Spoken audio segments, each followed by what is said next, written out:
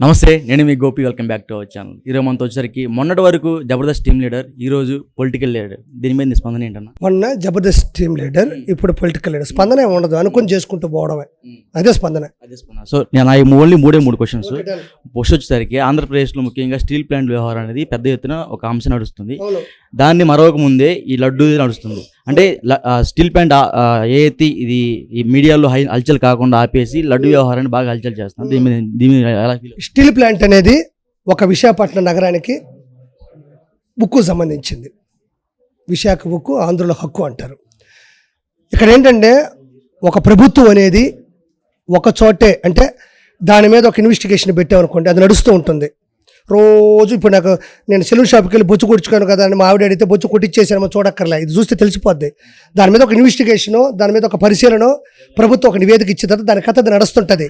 మనం ఆలోచించాల్సింది ఏంటంటే 5 సంవత్సరాలు ప్రభుత్వం నడవలేదు. ఇక్కడ 3 నెలలు ప్రభుత్వం నడిచింది, అంటే 100 రోజులు, ఆల్మోస్ట్ 100 రోజులు నడిచింది మొన్నటితో. రెండోది మనం ఆలోచించాల్సింది ఏంటంటే అందులో వరదలు ఒక 15 రోజులు, పాపం బీభత్సమైన వరదలు, లక్షల కోట్ల రూపాయల లూటీ జరిగి ఖజానా మొత్తం ఖాళీ అయిపోయి, ఒక్కసారిగా మనం గమనించాల్సింది ఇక్కడ మనకి రాజధాని లేదు.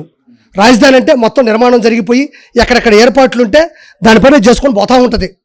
దానికి అది ఉంటుంది, ప్రొఫైల్ ఉంటుంది, దాని సాఫ్ట్వేర్ చేసుకొని పోతూ ఉంటారు. ఇక్కడ మనకు రాజధాని లేదు. 5 సంవత్సరాలు చేసిన అవినీతి, అన్యాయం ఎక్కువైపోయింది. దానికి ముందు చేసిన పనులన్నీ టెండర్లు వేసేసి వాటికి బిల్లుల మీద సంతకాలు పెట్టి డబ్బులు తీసుకున్నారు, కానీ ఏ పని చేయలే. ఇప్పుడు ఒక్కసారిగా వచ్చి అన్ని పనులు చేసేయాలంటే అవ్వదు. నువ్వు చెప్పిన స్టీల్ ప్లాంట్ ఒకటే కాదు, 250 ఉన్నాయి ఇలాంటివి. అన్నీ జరగాలంటే 5 సంవత్సరాల సమయాన్ని పూర్తిగా మనం వెచ్చించి చూడాలి. ఎలక్షన్స్ ఎప్పుడు వస్తాయి? 5 సంవత్సరాలకు ఒకసారి వస్తాయి. నువ్వు అప్పుడు ఓటేసేటప్పుడు నువ్వు టీడీపీకి ఓటేసేలా చేసే బాధ్యత మాది. ఒక్కసారి ఏది ఎలగదు. విశాఖ ఉక్కు, ఆంధ్రుల హక్కు అన్నారంటే అది వేల ఎకరాలకు సంబంధించింది. ఒకవేళ స్టీల్ ప్లాంట్ ప్రైవేటీకరణ అయితే దాని తర్వాత మీ స్పందన ఎలా ఉంటుంది? ఏది స్టీల్ ప్లాంట్ ప్రైవేటీకరణ అయితే కాదు అని ప్రభుత్వం చెప్పింది. ఆ రోజు నువ్వు నాతో మాట్లాడు, ఆ రోజు ప్రెస్ మీట్ పెడతానుగా. ఈ రోజు వైజాగ్లో బ్యానర్లు కట్టారు. పవన్ కళ్యాణ్, పురంధేశ్వరి, చంద్రబాబు ముగ్గురు బ్యానర్లు వేసి వీళ్ళ ముగ్గురు దొంగలు, వీళ్ళకి ఈసారి ఓటేయమాకండి, స్టీల్ ప్లాంట్ ప్రైవేటీకరణ వీళ్ళే చేయబోతున్నారని పెద్ద ఎత్తున బ్యానర్లు వేసాయి. దాని మీద ఏం చెప్తాం? ఎవరు ప్రైవేటీకరణ అని చెప్పారు? అసలు ప్రైవేటీకరణ రూపొందించింది ఎవరు? ప్రైవేటీకరణ ఎవరు దాన్ని అమల్లోకి తీసుకొచ్చింది ఎవరు? ఇలా చేస్తే బాగుంటుంది తీసుకొచ్చింది ఎవరు? ఎవరు తీసుకురాలేదన్నా? అప్పుడు ఎప్పుడైతే 2014లో టీడీపీ ప్రభుత్వం హయాలో ఉందో అప్పుడు కూడా ఇదే అంశం నడిచింది. బట్ ఇప్పుడు ఇంకా ఇది ఎక్స్ట్రీమ్కి వెళ్ళింది. నేను మొన్న 100 పాయింట్లు చదివా. 100 పాయింట్లో చంద్రబాబు గారి చరిత్ర 100 పాయింట్లు అనేది. సెంట్రల్ మినిస్టర్ కూడా అక్కడ కుమారస్వామి గారు రావడం జరిగింది. కుమారస్వామి గారు వచ్చి దాన్ని పరీక్షించడం జరిగింది. పరీక్షించిన తర్వాత అందులో ఇచ్చిన ఒక పాయింట్ నువ్వు చూస్తే ఖచ్చితంగా ప్రైవేటీకరణని మేము ఆపబోతున్నాం అని ఉంది. మనం ఎదురు చూడాలి. ఇప్పుడు గాజు కాదు కదా పగిలిపోయింది అని చెప్పడానికి, అది స్టీల్ ప్లాంట్, అది పగిలిందా లేదో కొంచెం వేచి చూడాలి. ఇంకోటన్నా రోజా గారి విషయంలో మీరు పద్దాకలామని ర్యాగింగ్ చేస్తున్నట్టు మాట్లాడుతున్నారు. సో అప్పుడు మీకు ఎలా అనిపిస్తుంది? పాపం ఆడవాళ్ళని అట్లా చేయొచ్చు, అట్లా మాట్లాడకూడదు ఫస్ట్ ఆఫ్ ఆల్. ఇప్పుడు పవన్ కళ్యాణ్ గారు గాడిదని ఎందుకంటావు? ర్యాగింగ్ మగాడికి ఉండదా? అంటే ఆడమనిషిని చేస్తేనే ర్యాగింగ్? నువ్వు ఎక్స్ట్రీమ్కి వెళ్ళిపోతున్నావు పాపం మా మీద. వెళ్తాను, అది నా ఇష్టం ఉంటే నా దగ్గర ఇంటర్వ్యూ తీసుకో, లేకపోతే వదిలే. నా ఇష్టం వచ్చి అంటే ఇప్పుడు 3 పిల్లులు ఆయన అధికారికంగా చేసుకున్నాడు. వాళ్ళ కుటుంబానికి సమస్య. నీ కుటుంబం ఎక్కడి నుంచి వచ్చింది? చిరంజీవి గారు తీసుకొచ్చి ఇంట్లో చీర పెట్టి అన్నం పెట్టి ఆశీర్వదించి పంపించినప్పుడు వాళ్ళ కుటుంబం గురించి అంత నీచంగా మాట్లాడిన వ్యక్తిని నేను మాట్లాడిన చాలా తక్కువ. అదే రోజు ఎన్ని మాట్లాడలేదు? పవన్ కళ్యాణ్ గారి గురించి ఎన్ని ఒకసారి వెనక్కి వెళ్ళి చూసావా లేదా? నువ్వు వెనక్కి వెళ్ళి చూసినప్పుడు చేపల పులుసు కూడా దగ్గర ఓపెన్ చేసింది కదా. చేపల పులుసు దగ్గరుండి వ్యాఖ్యలు చేసింది. Okay, done. నాగబాబు గారు పక్కనే కదా జబర్దస్త్లో కూర్చుంది, మరి ఏం పోయే కాలం? చిరంజీవి గారితో చాలా సినిమాలు చేసింది కదా హీరోయిన్గా, ఏం పోయే కాలం? ఆవిడ ఉండొచ్చు కదా మంచిగా. రాజకీయంలోకి వచ్చి నీ ఇంటికి భోజనానికి, నువ్వు నా ఇంటికి భోజనానికి వస్తే నువ్వు మంచి చెడు నాకు అవసరంలే. పిలిచావు, వచ్చా బాగుంటుంది. అందులో నీ బ్యాక్గ్రౌండ్ ఏంటి, నీ కుటుంబం ఏంటి, నీ అవినీతి నాకు అవసరంలే. పొలిటికల్ కెరీర్కి వచ్చే టైంకి ఎవరు ఏ అవినీతి చేశారు ప్రశ్నించడమే. అసెంబ్లీ ఎందుకు పెట్టారు? అందరినీ కూర్చోబెట్టి అసెంబ్లీలో ప్రతిపక్ష హోదా లేదా ప్రతిపక్ష నాయకుడిని ఎందుకు పెట్టారు? అక్కడ ఏ తప్పు జరిగినా ప్రజల సమక్షంలో జరగాలనే కదా. నేను కూడా చెప్పేది మీడియాకి ఆవిడ చేసి నీ తప్పు అంటున్నాను. నేనేమి ఆవిడ కుటుంబాన్ని ఒక బూతు మాట మాట్లాడాల, ఒక తప్పు మాట మాట్లాడాల.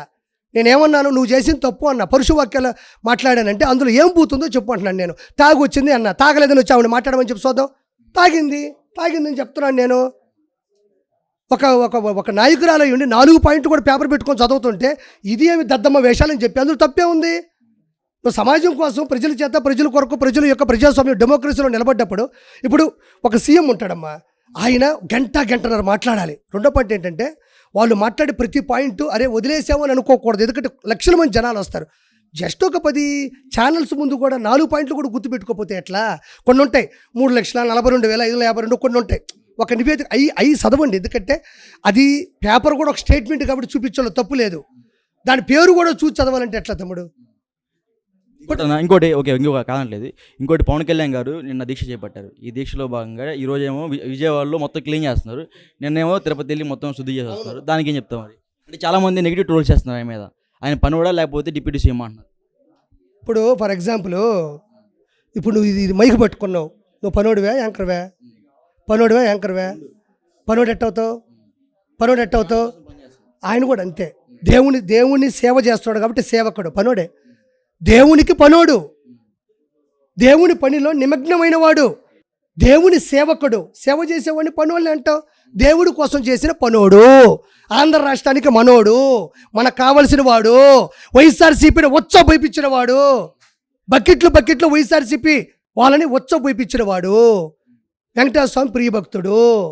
తప్పు చేసిన వాళ్ళ ఏదో పనుల్ని తూచా తప్పకుండా మార్పు చేయడానికి వెళ్ళి చేసినటువంటి ఒక శిలా శాసనం. అది ఒక పద్ధతి.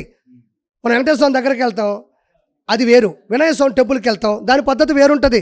ఇప్పుడు వెంకటేశ్వర స్వామి గుళ్ళోకి వెళ్ళి విగ్రహం తీసుకెళ్ళి నీళ్ళలో పడేయగలమా? వినాయక స్వామి మాత్రం పడేయగలం. అంటే ప్రతి గుడికి, ప్రతి టెంపుల్కి, ప్రతి విగ్రహకి, దాని అర్చకులకి, దాని పాటలకి, దాని పదాలకి, దాని పద్యాలకి చాలా వ్యత్యాసం ఉంటుంది. ప్రతి దానికి చేసే అవలంబన అంటే ప్రతి పని వ్యత్యాసంగా ఉంటుంది. వెంకటేశ్వర స్వామికి సంబంధించినటువంటి ఆ పూజ అలాంటిది. ఆయనే కడిగాడు అంటే మన ఇంట్లో మీ అమ్మ మీ ఇల్లు కడగతుంది, పోయి 1,000 రూపాయలు శాలరీ. పనోడు అంటావా? పనోడు కాదు, మన అమ్మ పని చేస్తుంది అక్కడ. మన అమ్మ పని చేయదా? మన కడిగింది ఎవరా? చిన్నప్పుడు నీది కడిగింది ఎవరా? పనోడు వచ్చి కడిగాడా? మీ అమ్మ కడిగిందా? ఆ బుద్ధులని ఎదవులకి చెప్పు, ఈ రెడ్ టీవీ ద్వారా చెప్పు.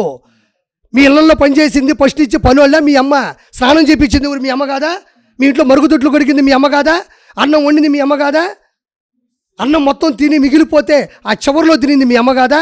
ఇందులో పనుల లక్షణం ఏడుంది? అమ్మ కొట్టేది చావడానికి కాదు, మారడానికి అన్నట్టు అక్కడ పనోడే ప్రజల దృష్టిలోనే కాదు, ప్రజలకు పనోడు పవన్ కళ్యాణ్ గారు. అతను సేవకుడులోనే సేవ అనే పదం ఉంది. రక్షించేవాడు, రక్షకుడు, శ్రామికుడు, సైనికుడు, నాయకుడు. సో ఫైనల్గా ఓవరాల్గా ఒకే ఒక క్వశ్చన్. ఇన్ని రోజులుగా ఆర్పీ పార్టీల కోసం కష్టపడ్డాడు, కూటమి ప్రభుత్వం కోసం. సో ఏమన్నా రాబోయే రోజుల్లో ఎమ్మెల్సీ రాబోతుందా, నామినేటెడ్ పోస్టులు రాబోతున్నాయా? మీకు ఎలా అనిపిస్తుంది? నాకు 100% నేను ఇక్కడ తీవ్రంగా మాట్లాడుతున్నాను, ఆలోచిస్తున్నాను అంటే పదం దృష్టిలో పెట్టుకొని మాట్లాడే వ్యక్తిని కాదు.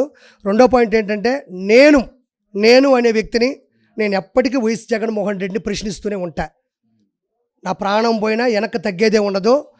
కూటమి ప్రభుత్వం తప్పు చేసిన సరే ప్రశ్నిస్తూనే ఉంటారు అపోజిషన్. ఆ అవకాశం రాకూడదు కూడా. ఎందుకంటే ఇప్పుడున్న పరిస్థితులు, ఇప్పుడు ఒక విషయం చెప్తా, గుర్తుపెట్టుకో. ఒక 100 చెప్పామండి, 5 సంవత్సరాల కాలంలో ఒకటి కాకపోవచ్చు అని నేనే చెప్తున్నా. ఆ ఒకటి ఏదో ఇప్పుడు వరదలు వచ్చాయి, వరదల్లోనే 10-15 రోజులు 74 సంవత్సరాల వయసులో నిత్య శ్రామికులుగా కాపాడిన వ్యక్తి అతను.